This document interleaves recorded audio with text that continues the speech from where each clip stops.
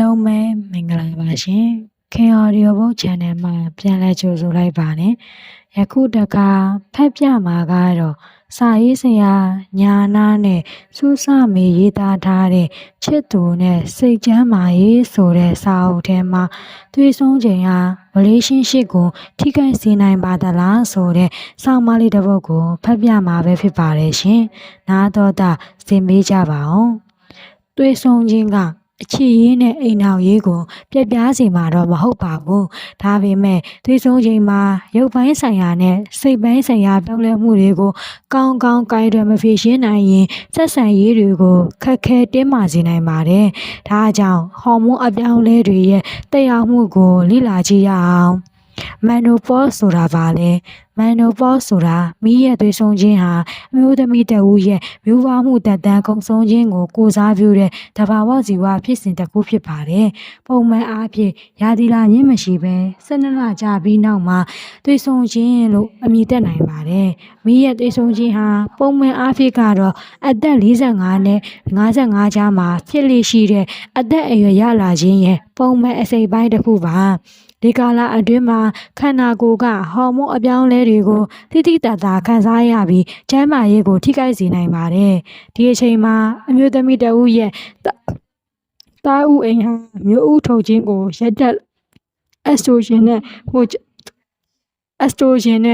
က်စတုန်းဟော်မုန်းအများစုကိုထုတ်လုပ်ပါတယ်။ဒီဟော်မုန်းပြောင်းလဲမှုတွေဟာရင်မူခြင်း၊ညှပ်ဖက်ချွေးထွက်ခြင်း၊စိတ်အတက်အကျပြောင်းလဲမြန်ခြင်း၊ဗဂျိုင်နယ်ဒစ္စနက်အပေါင်းဝင်အမျိုးသမီးတွေရဲ့ sex drive နဲ့ organ ရနိုင်မှုအပြောင်းလဲတွေကိုကြုံတွေ့ရနိုင်ပါတယ်။သွေးဆုံးခြင်းဟာသဘာဝဖြစ်စဉ်တစ်ခုဆိုပေမဲ့အမျိုးသမီးတိုင်းအတွက်တော့စိန်ခေါ်မှုတစ်ရပ်ပါပဲ။သွေးဆုံးခြင်းဟာအသက်အရွယ်ရလာခြင်းရဲ့အစိမ်အပိုင်းတစ်ခုဖြစ်ုံသာမကပါဘူး။ relationship ကဏ္ဍတိုင်းကိုတိတိတတ်တာထိခိုက်စေပါတယ်။သွေးဆုံးခြင်းနဲ့အတူဖြစ်ပေါ်လာတဲ့ရုပ်ပိုင်းဆိုင်ရာစိတ်ပိုင်းဆိုင်ရာအပြောင်းအလဲတွေကိုရင်ဆိုင်မှုခက်ခဲနိုင်ပါတယ်။ဒီပြောင်းလဲမှုတွေကလုပ်ဖော်ကိုင်မဲ့မိသားစုတငယ်ရင်းတွေနဲ့ဆက်ဆံရေးအပေါ်တက်ရောက်မှုရှိနိုင်ပါတယ်။ဒီ effect ဟာအမျိုးသမီးတိုင်းအပေါ်ခြားနားတဲ့တက်ရောက်မှုအမျိုးမျိုးရှိနိုင်တာဖြစ်လို့တက်ရောက်မှုတွေကိုသတိထားစောင့်ကြည့်ဖို့အရေးကြီးပါတယ်။တွေ့ဆုံချိန်မှာဖြစ်ပေါ်လာတဲ့အပြောင်းအလဲတွေကို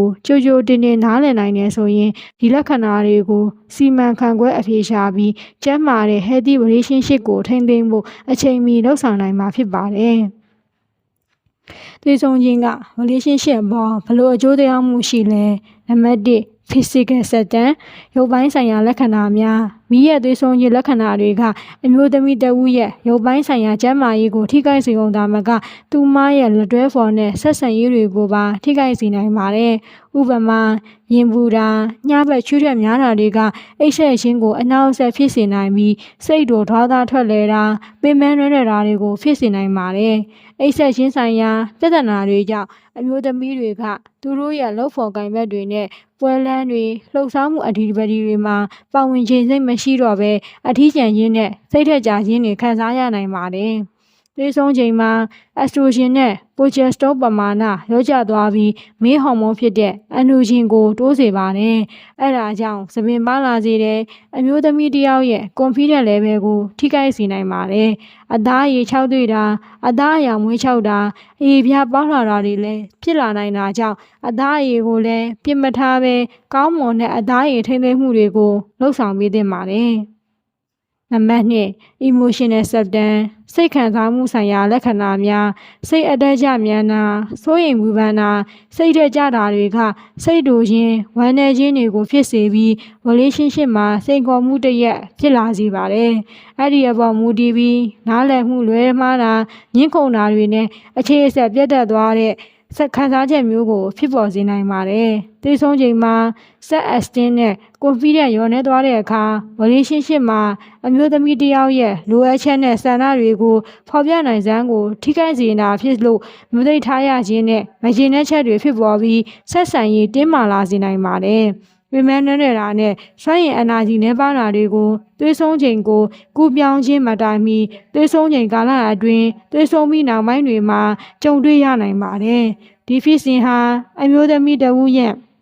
ပုံမှန်လှုပ်ဆောင်မှုတာဝန်ဝတ္တရားတွေကိုထိခိုက်စေနိုင်ပြီးသူမရဲ့ပတ်ဝန်းကျင်ရှိလူတွေနဲ့ဆက်ဆံရေးကိုလည်းအနှောင့်အယှက်ဖြစ်စေနိုင်ပါတယ်။ဒါကြောင့်အမျိုးသမီးတွေနဲ့သူတို့ရဲ့လက်တွဲဖော်တွေအနေနဲ့ဒီအကူအပြောင်းကာလအတွင်းမှာအချင်းချင်းပုံပွင့်လင်းလင်းပြောဆိုဆက်ဆံပြီးပံ့ပိုးကူညီဖို့အရေးကြီးပါတယ်။နံပါတ်3 communication ဆက်သွယ်ရေးပုံပွင့်လင်းလင်းရိုးရိုးသားသားရှိပါဒါမှကိုဖြစ်နေတာခံစားနေရတာတွေကိုတစ်ဖက်သားကနားလည်ပေးနိုင်မှာပါသိဆုံးချိန်ကာလဟာကိုယ့်ရဲ့ဆက်ဆံရေးအပေါ်ဘလို့အသက်ရောက်မှုရှိလဲဆိုတာပြောဖို့မကြောက်ပါနဲ့ဒီကာလအတွင်းပွင့်လင်းရိုးသားတဲ့ဆက်သွယ်မှုကအရေးကြီးပါတယ်ကိုယ့်ရဲ့ခံစားချက်တွေနဲ့အတွေ့အကြုံတွေကိုလက်တွဲဖော်ကိုမျှဝေသင့်တယ်လို့လက်တွဲဖော်ဖြစ်သူကိုလည်းသိချာနားထောင်ပြီးကူညီပံ့ပိုးမှုတွေလှုပ်ဆောင်ပေးသင့်ပါတယ်။ကိုယ့်ရဲ့ခံစားချက်စိုးရိမ်ပူပန်မှုတွေကိုမျှဝေပြီးကိုယ့်လက်တွဲဖော်နဲ့အတူဖြည့်ရှင်းပါ။နံပါတ်4 education ပညာရေးသွေးဆုံးချိန်နဲ့အကျိုးတရားမှုအဖက်တွေကြောင့်လေ့လာတာကလက်တွဲဖော်နှစ်ဦးကြားမှာဖြစ်ပျက်နေတဲ့အရာတွေနဲ့ဘယ်လိုဖြည့်ရှင်းရမယ်ဆိုတာကိုပုံမှန်နားလည်ဖို့ကူညီပေးပါတယ်။စာအုပ်တွေစောင်းမတွေနဲ့စာပုဒ်ကရုတွေရှိပါတယ်။နံပါတ်5 self care ကိုယ့်ကိုယ်ကိုဂရုစိုက်မှုအမျိုးသမီးတွေအနေနဲ့ဒီကာလအတွင်းကိုယ့်ကိုယ်ကိုဂရုစိုက်မှုကိုဦးစားပေးသင့်ပါတယ်။လုံလုံလောက်လောက်အနားယူတာကျန်းမာရေးနဲ့ညီညွတ်တဲ့အစားအသောက်တွေစားသုံးတာလေ့ကျင့်ခန်းပုံမှန်လုပ်တာတွေပါဝင်ပါတယ်။ကိုယ့်ရဲ့လက်တွဲဖော်ကလည်းဒီလှုပ်ရှားမှုတွေကိုအားပေးကူညီတယ်ဆိုရင်အကောင်းဆုံးပါပဲ။နံပါတ်6 patient စိတ်ရှည်သည်းခံမှုဒီကာလအတွင်းစိတ်ရှည်သည်းခံမှုကိုမရှိမဖြစ်လိုအပ်ပါတယ်။မိရဲ့သွေးဆုံးခြင်းဆိုတာကစိန်ခေါ်မှုတွေနဲ့ရှည်လျားတဲ့လုပ်ငန်းစဉ်တစ်ခုဖြစ်ပါတယ်။အမျိုးသမီးတွေဟာအပြောင်းအလဲတွေကိုရင်ဆိုင်ဖြည့်ဆည်းမှုနည်းလမ်းတွေကိုရှာဖွေနေတဲ့အခါမှာလက်တွဲဖော်ရဲ့စိတ်ရှည်သည်းခံမှုကိုလည်းလိုအပ်ပါတယ်။ဆုံတွဲတွေအနေနဲ့စိန်ခေါ်မှုအချိန်ကာလအတွင်းဒီနည်းလမ်းလေးကိုအသုံးပြုပြီးခိုင်မြဲတဲ့ဆက်ဆံရေးကိုဆက်လက်ထိန်းသိမ်းကာကျော်ဖြတ်နိုင်ပါတယ်။သွေးဆုံးချိန်ဟာအမျိုးသမီးတဦးရဲ့သက်တာမှာကြုံတွေ့ရမယ့်အခက်အခဲဆုံးသောပြောင်းလဲမှုတစ်ခုဖြစ်ပါတယ်။အချို့အမျိုးသမီးတွေဟာမိရဲ့သွေးဆုံးချိန်အတွင်းလွတ်လပ်မှုနဲ့စိုင်းရဲ့အတွေ့အကြုံကိုတွေ့ကြုံခံစားနိုင်ပေမဲ့တချို့ကတော့ကမောက်ကမဖြစ်စဉ်တွေခံစားရပါတယ်။အပြောင်းအလဲတွေကိုရင်ဆိုင်မှုရုန်းကန်လှုပ်ရှားက struggle လုပ်ရပါမယ်။ဒီဆုံးချိန်မှာအိမ်ထောင်ရေးစိတ်ကျဉ်တဲ့မှုကြဆင်းသွားတာကွာရှင်းနိုင်ခြေတိုးလာတာနဲ့အခြားသောဆက်ပြဿနာတွေဖြစ်ပေါ်စေနိုင်တယ်ဆိုတာသုတေသနပြုချက်တွေအရသိရပါတယ်။ဒါပေမဲ့လည်းဒီဆုံးချိန်မှာကြုံတွေ့ရတဲ့အတွေ့အကြုံတွေကအမျိုးသမီးတဦးနဲ့တဦးကွဲပြားခြားနားမှုတွေရှိပါလိမ့်မယ်။အမျိုးသမီးအားလုံးဒီအတိုင်းကြုံတွေ့ရလိမ့်မယ်လို့တတိချမှတ်ယူလို့မရပါဘူး။သင်ဒါမှမဟုတ်သင်ရဲ့လက်တွဲဖော်ကဒီဆုံးချိန်အတွင်းဆက်ဆံရေးအခက်အခဲတွေကြုံတွေ့နေရတယ်ဆိုရင်တော့ပုံမှန်လင်းလင်းရှင်းနေအပြေစားပြီး health care professional therapist counselor တွေရှိကအကူအညီရယူဖို့အရေးကြီးပါတယ်။စာရေးဆရာညာနာဒီနေ့တော့ဒီလောက်ပါပဲ။အားလုံးသာဆင်ပေးကြတော့တဝူးတယောက်ချင်းစီတိုင်းကိုကျေးဇူးတင်ပါတယ်။နောက်ထပ်လည်းဒီ channel မှာတစ်ဆင့်အသိပညာဗဟုသုတတွေပေးမှာဖြစ်တဲ့အတွက်ကြောင့်မို့လို့ channel လေးကို subscribe လုပ်ဖို့မမေ့ပါနဲ့ဘူးเนาะအားလုံးပဲကျေးဇူးတင်ပါတယ်ရှင်။